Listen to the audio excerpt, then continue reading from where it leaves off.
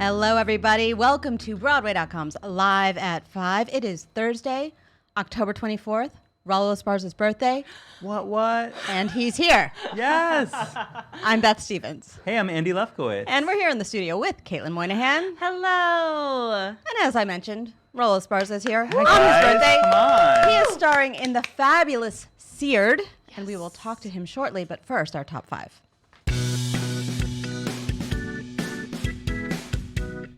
Darren's coming back. Guys, this is incredible news. We found out this morning that Darren Criss will be returning to Broadway this spring in the new revival of David Mamet's American Buffalo. Which is not a musical. It's not a musical, so it's his first non-musical and his first time originating a role in a production. So this is really exciting. But it is a revival. It is a revival, that is correct. So he's going to be taking on the role of Bobby alongside the previously announced Lawrence Fishburne as Donnie and Sam Rockwell as Teach. The production is going to play at the Circle in the Square Theater beginning on March 24th, ahead of an April 14th opening. That's right. Neil Pepe is directing, who has directed many Mamet works. Yes. Pretty good stuff. And Raúl Esparza has been in some Mamet work, so there Has you go. he? Oh, really? What? Oh, Speed the what? Speed the, yeah. Yes, and we found out who's going to help bring Slava's Snow Show back to Broadway. This is no surprise that Slava will be bringing Slava's I Snow can't Show believe back to Shocking. Broadway. This is a holiday engagement. There's a lot of snow. I'm just trying to And there's give a you the show. facts. I'm giving you the facts. Right? No, It begins okay. performances on November 11th and opens on November 13th at the Stephen Sondheim Theater. I'm not going to read all the names of these people, but let's just say Slava and friends, including this full cast, will be back. This is a fun show. Good for the Cool. family. A lot of clowns. Definitely. Close your purse. The snow comes at you. That's all I'm saying. Wow. It's very true. And even more casting news, we found out who's helping bring Mrs. Doubtfire to life on the West Coast. Yeah, so this is cool. We have the remainder of casting for the world premiere staging of Mrs. Doubtfire, the new musical based on the hit film.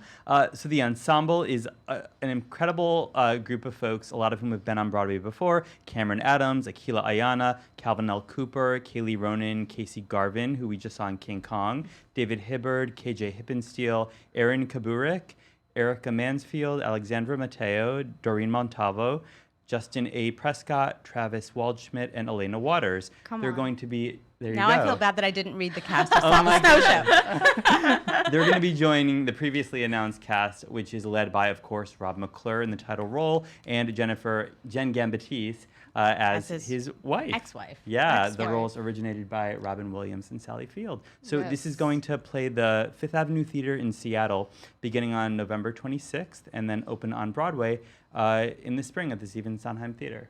Wow. Yeah. Wow. And I can't believe we're already talking about it, but we found out who is eligible to be Tony nominated this season. Yes. Tonys. Got to talk about Tonys. It's not even Halloween yet. Here my we God, go. it's So the crazy. Tony Administration Committee meets several times throughout the year and makes decisions about who is eligible in which category. Raúl Esparza has been nominated in every acting category. There you go. What? So Fist pump. so the way it works is if you're above the title, you're a lead. If you're below the title, you have to ask them, and then they make you a lead. None of the things that they decided are shocking. No big surprises, No right? big surprises. They discussed Frankie and Johnny and the Clair de Lune, Moulin Rouge, Seawall A Life, Betrayal, The Height of the Storm, and The Great Society. People that you thought were leads are leads, like Karen Olivo and Aaron Tveit, like Tom Hiddleston is a lead. We knew this. Eileen Atkins, what else is she going to be? Of course she's a lead. So you can look at the story and see all the stuff. And Whoopi's going back to the habit. This is exciting. This is super exciting. So we found out today that the upcoming UK revival of Sister Act is actually going to star Whoopi Goldberg, who originated the role in the film on which the musical is based. So this production, which is actually being slightly reworked, we'd heard about this prior, it's going to be reworked so that the role will be played by an actress a little older than originally intended. It's going to play the Eventim Apollo in London from July 29th to August 30th, 2020. We also found out that Whoopi Goldberg will be joined by Jennifer Saunders, absolutely fabulous. as Mother Superior. So amazing, super fun pairing. You totally have to check this out if you're in London. Yeah, or you could just go to London. Yeah, do it. We have a couple things for you to check out on the site, Scotland, PA. opened. So Mazel Tov. You can check out some photos of that. And tell me, Andy, about the Broadway originals that performed. The Broadway originals that performed. Heather What? Headley. Heather Headley. Oh my Heather gosh, Headley, right, Casey Disney. Levy. Susan Oh my Egan, God. Casey so Levy. in honor of Disney's 25th, Disney on Broadway's 25th anniversary, 6 incredible original leading women of Disney shows came together on The View today and performed this amazing medley of numbers that they originated on Broadway. So Heather Headley, Susan Egan, Patty Murin, Ashley Brown. Yeah, Ashley Brown. It's an incredible group. Oh, Merle Dandridge. Merle You have to Dandridge. see this video. It's on the site. It's amazing. All the Disney ladies. Yes. All right. Thank you, Andy. You bet it. Caitlin, will you please tell us about our guest? Gladly. Yes, we got the birthday boy himself, Mr. Raúl Esparza, here with us in the studio. He is currently showing off his cooking skills at MCC Theater's SEARED, where literally the stage is a kitchen. It is amazing. You may know him, as we previously mentioned. He has been Tony nominated for just a few things that include Company, Taboo, Speed the Plow, and The Homecoming. He's also been in Cabaret, The Rocky Horror Show. I'd be here all day if I listed every show he's done on Broadway. You may know him from his screen credits, Law & Order, Special Victims Unit, Hannibal, The Path. He's done it all. Follow him on social media at Raúl E. Esparza. Wish him a happy birthday. Leave your questions in the comments below. Everyone, please welcome Raúl and Beth. Thank you, Caitlin. Hi. Hi. Bojack. Bojack. Bojack Horseman. Thank you. The most important credit of all. That's the most important credit of all. It's certainly the coolest credit of all, from what I understand. Is that what made you cool? Everybody tells me. Oh, They're all like, that's so cool. I go, okay. Well, I know you're all going to ask questions about that, but Bojack. right now, Raúl's all mine. Go ahead. Hello. Shoot. Happy Shoot. birthday to me. Oh, yeah, happy birthday. Got that. Okay, check. Okay. I loved SEARED so much. Thank you. It's like a musical. There's no music, but you cook. It's like It's a ballet or serious an choreography. aria. Except harder than choreography because you're dangerous. It's dangerous. It's choreography with knives and hot oil and You are hot really pans. cooking. Is this I'm really true? cooking. It's all real food. I make 7 full meals. There's a couple of things that are fake. And funnily enough, the other day, someone told me that they smelled something, which was one of the only things that's fake on stage. They're like, oh, that smell is amazing. I said, you imagine that. Well, But everything- I mean, the power of suggestion is strong. But I didn't smell anything. I may have been sitting a little bit farther back. yeah, but I feel like you we hear need the to sizzle. we you need see to develop the odorama a little bit better, but it's there. I mean, I smell it. There's garlic and oil and wine and there's onions and there's. Is it edible when you're? I mean, Of course, it's edible. It's well, spectacular. it's real food, I mean, so it's it would be actual edible. food. But that doesn't mean that it's tasty. I'm a good chef. Okay, that's what I want. I'm to not a hear. good restaurant chef yet, but I did make a meal in like 12 minutes the other day, which was incredible.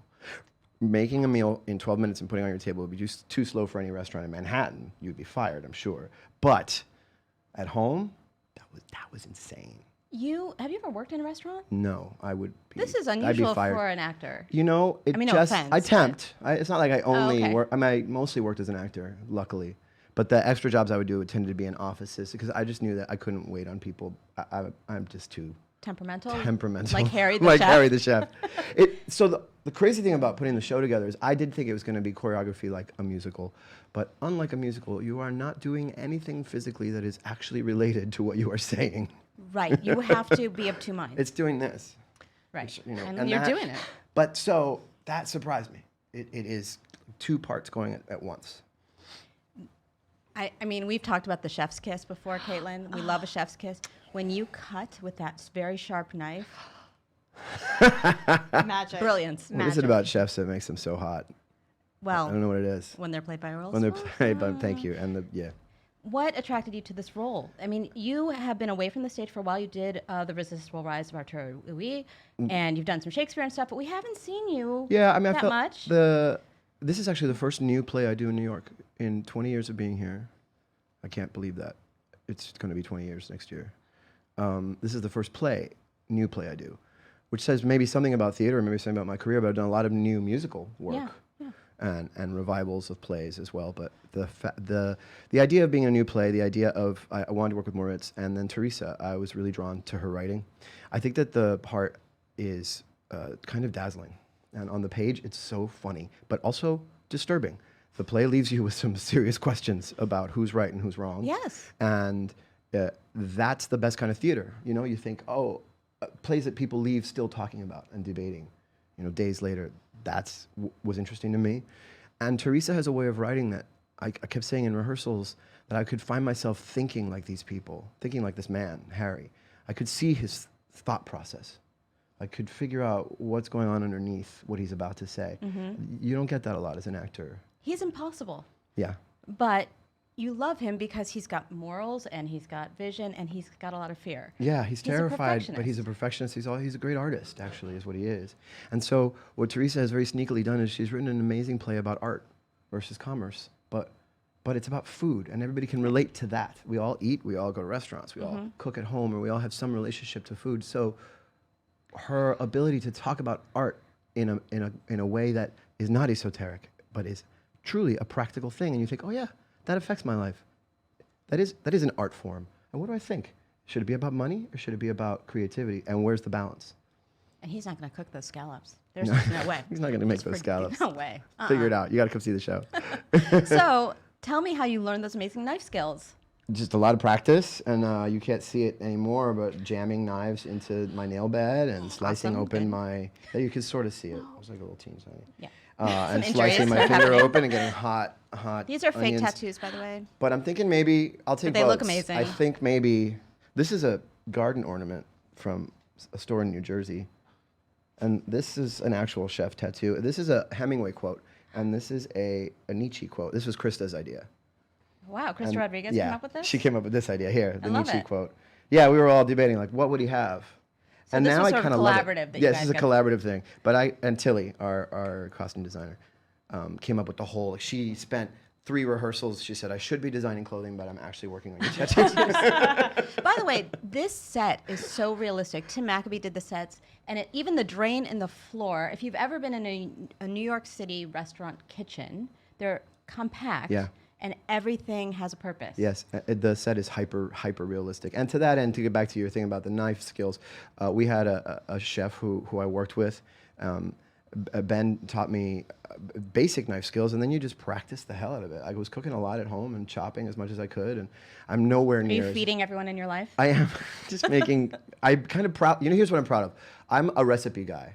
I love the idea that you could open a book of, like, I don't know, Stanislavski, and he'll actually tell you how to act in some sort of cookbook manner. Like, first breathe, then clench your buttocks, then stand over here, then enter the scene. Like, I think there should be a cookbook way to approach everything we do in life. So I'm very drawn to recipes. You do So these which cookbooks steps. are you looking at?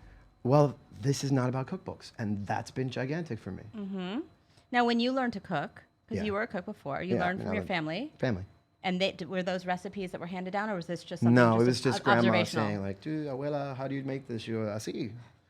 Right. Con esto, And then you yo can't. así. But- And then you're like, oh, okay. I Hard to guess. duplicate. All right, grandma, I don't know what that is, but sure.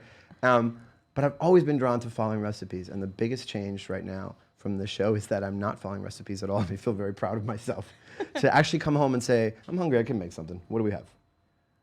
That is hard. Life is actually not a series of recipes. We have to be able to roll with the punches. Unfortunately. If only we all just carried our little book. How's that? It would be nice if there was. Now, as I said to you a few minutes ago, Daphne Rubin Vega was here last week. That's so great. Your sister. Not my sister. Your Rocky Horror sister. Are we going to have a reunion of this cast? Gosh, It's been what a 20 great years idea. next year. What a great idea. Put it out there. I'm putting it. We would do it. You would do Yeah, it? I would so do it. Okay. Although I heard myself singing Time Warp the other day, and my voice teacher, Joan Later, said that can never happen again. It sounded a little. It was a strenuous role. What do you mean you heard yourself? What does that mean? It was playing on like Someone's playing Sirius it. XM or I something. see. And I was like, hey. There's And things you can do at 28, 29 that you cannot do at 49. And I guess. I guess. there's other things you can do at 49 that are That's much true. cooler. The knife skills have improved. Much. Also, Tick Tick Boom is going to be a movie. I know. How do you feel about that? think Since you it's- did I the think role of it's- Jonathan originally. I think it's a beautiful thing. I really do. It's one of the most important things I've ever had the privilege of being part of. I loved creating that role. I loved that group of people. It feels like it was a million years ago, and it feels like it was yesterday. Yeah. That play is so associated with 9/11 for me. It's It also just happened during that It time happened period. during that time, but particularly just because the play seemed to be speaking for the audience that was coming to see it. I've had that happen twice in my life. It also happened with Normal Heart, where you were Actually, come to think of it, Company was similar. A play about New Yorkers, for New Yorkers, watched by New Yorkers. Yeah. That's an incredible thing when it happens. And you do these performances and suddenly the audience is part of what you're creating. So with 9/11, suddenly Tick Tick Boom felt prophetic. And really, since it's a play about choosing to become who you want to become no matter how things are, no matter if people say you're any good, because everybody tells him he sucks. Yeah. But John writes anyway. I think that was really resonating with a lot of people. And Lynn and I talked about it a bit, and he had told me how much he had loved it, and he had seen it over and over when I was doing it, which did is too, also this actually. thing of like how we pass things on to each other in the theater. How someone comes to see you in a show and then they turn out to be some tremendous artist that runs Oh, with the yeah. inspiration of that, and how I saw someone once that I kept wanting to go back to watch. And Is there a specific experience you can think of? for well, I you? mean, I always think about like first shows that I saw that made me go, what is that? I want to do that. And the first thing was like Sandy Duncan flying over my head when I was a little kid, Peter when she Pan. was doing Peter Pan. Yeah. I still remember being like, what is happening? It's just magical. Yeah. And the first time I saw Sweeney Todd when I was a teenager, I actually stood up in my chair and shouted at Sweeney when he slashed the beggar woman's throat. Oh, did I give something away? Spoiler, man. I actually paused. If you don't know, I'm sorry. When you say spoiler afterward, Been it around doesn't for a help. It while, doesn't help. though. I know you all have questions. It's very so, true. Caitlin, what are our viewers asking? Yes. So Maria wants to know, you mentioned that this is your first new play that you've done in New York. What has been surprising for you about this process, if anything? What's been surprising is really how hard it was to learn to cook and act at the same time. It's also been a real challenge because you don't know how it works yet. The audience is teaching us as much about the play as rehearsals did. So that's fascinating, It's surprising because you think it works one way and then the audience is telling you, no, it works a different way. And you learn every day.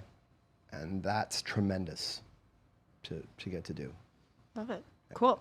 So Jake wants to know, what is it like working with in such a small space with 4 other people and moving all around and things like that? Well, it's I mean, like, imagine being in a real restaurant. imagine actually a real restaurant kitchen is even smaller. Yeah. I don't shadowed think so a in the chef, rest of the world, but in but the in New city, York, yeah, that's like an apartment on the Lower East Side, basically. I shadowed a chef at Gloria. Andy over there let me track what he was doing for a night. The service was so fast and furious. 16 plates coming in, orders coming in, 16 plates going out, and the place utterly spotless between the service and the next order, and there was almost nowhere to stand.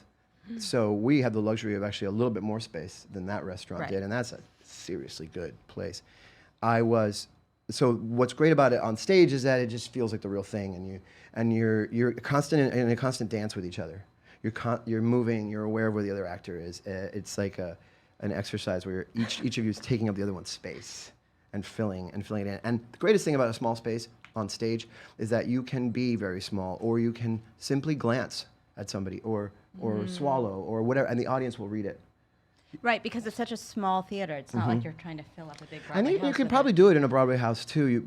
We can trust that the closeness of it, but it's got to be one of the smaller houses. Well, that's a It's blessing. so intense. Yeah, it's great. It's hyper realism. It And really it's does really feel like cool. you're in the kitchen with them. You actually feel like that. There's a lot of tension in this play for different reasons at different times when they're waiting or when you're cooking on. Look, the other you know day- that there's a timer going. The other day, there's a scene that we do that is so complicated.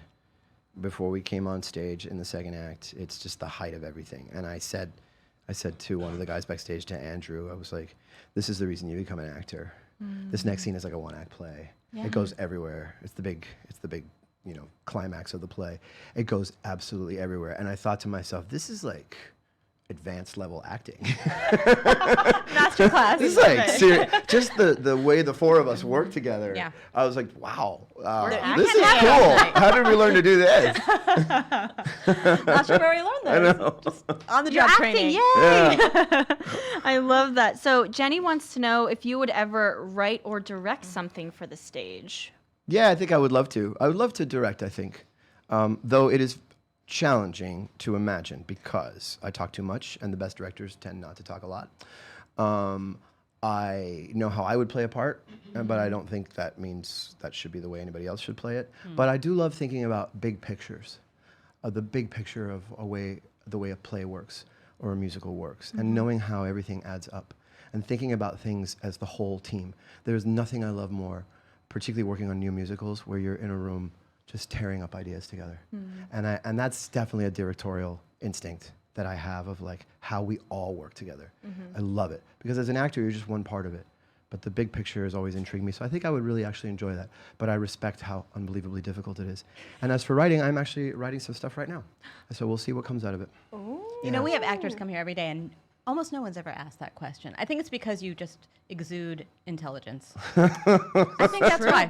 I could be wrong. I appreciate that. It's true. Yeah, It's I've true. always wanted to create a project of my own. So I'm writing some stuff right now, and we shall see what it turns out to be. Bum, bum, Are we going to see you in a bum. musical again? Absolutely. I've been actually What doing a date? lot. I don't know. What's the date? Look, last year we did that revival concert thing of chess down at the Kennedy Yes, Center, and that we was did. pretty thrilling. And it's circling the world, It's been circling. it's very exciting. the whole world. I love that score so much. And then Alice Ripley and myself and Lauren Worsham and Kenny Barnett and Alicia Gamble and Doug Lyons, we all worked on a musical with Lisa Peterson at Vassar last summer based on the Virginia Woolf novel The Waves.